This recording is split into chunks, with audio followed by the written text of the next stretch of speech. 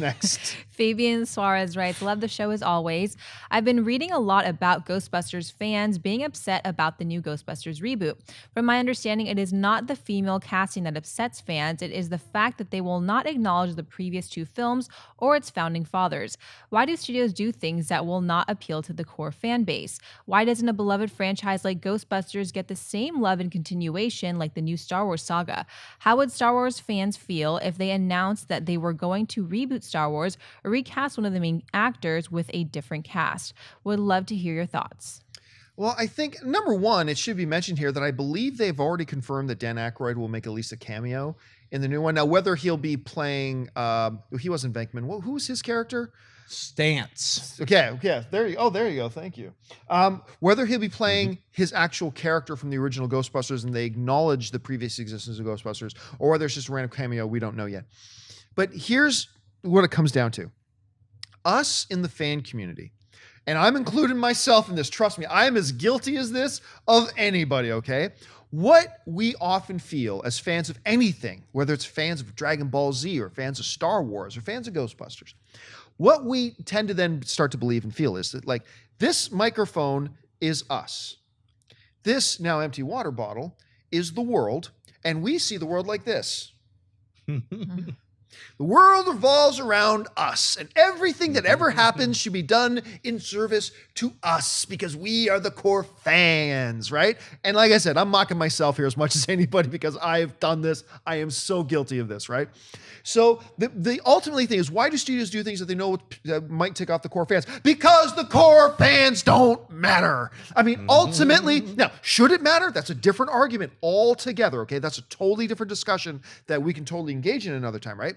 But when we're talking about the core fans, okay, who are the core hardcore fans of Ghostbusters? Well, they're not nearly as big a number as you might think.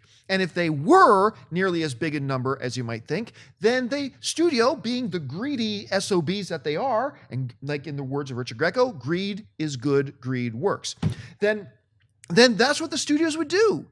But the studios know that they're not going to make a new multiple hundreds and hundreds million dollar franchise if all they do is catering to the core fans. They understand they have a great, rich property in the Ghostbusters, very brand recognizable name in the Ghostbusters. Now we're going to bring some new comedy stars. We're going to do a new take on it, and we think that's the way to go. And now, to try to then totally equate that with a situation like Star Wars is totally inapplicable. These are two totally different scenarios. There are, I think even the most diehard of Ghostbusters fans will agree that there are just a ton more Star Wars fans out there and a lot more people who are showing their kids and then showing their grandkids Star Wars, that it just makes sense for them to carry on the story. I don't think it's disrespectful at all. But remember my opinion. Remaking is not a disrespect to the original because the original is always there to cherish and love. I don't think them going in this new direction with Ghostbusters is in any way disrespectful to the core fans of Ghostbusters. What would be disrespectful is if they pulled a George Lucas, and I love George Lucas, but if they pulled a George Lucas and said, we're going to re-release the original Ghostbusters, but now we're going to take out Ernie Hudson, and we're going to replace him with a 17-year-old Jamaican woman. We're going to CG him out. And instead of the Stay Puft Marshmallow Man, we're going to have, who's big and marketable right now? We're going to have Justin Bieber. Just a giant Justin Bieber is destroying the city and changing that movie. That would be disrespectful to the Ghostbusters fans. A new incarnation while leaving and cherishing the treasure. I don't think that's disrespectful. Anyway, Schnepp, am I totally off base here? What do you think? What if it was a giant Ted walking? That would be great. No, you're not off base. I think you're right. I mean, I think people hold their things so close to the chest. A lot of fans do, especially. They're like, don't mess with my thing. And if you're going to mess with it, make it exactly the way I want. I think they went on record earlier this year and said that, I mean, I know Dan Aykroyd was part of saying this, and I don't know if I believe it or not, but they were like the Ghostbusters extended or expanded universe. Remember this is going to be a fourth, all new, an entire universe of Ghostbusters. Like, hang on a second. Let's see if the first one makes money, the first reboot. But what I think they're going to do, this is my guess, is because I know Channing Tatum was talking about doing a Ghostbusters, and I think they're going to have, like, by crossing the streams or whatever, you see these parallel universes where you get to see a cameo of Dan Aykroyd from that Ghostbusters universe. So I think that's what they're going to do, is kind of open up a whole bunch of different Ghostbuster worlds. So Channing Tatum could be on the Dan Aykroyd world, and these new Ghostbuster girls can be on this world. I don't know if that's going to happen or not, or it's just going to be a straight up remake, reboot. I don't know what it is, but it doesn't bother me at all. I'm excited to see a brand new Ghostbusters. I trust the team that's making it. It's taken them this long to figure out how to do it. Let's just, before you judge it, let's see the movie.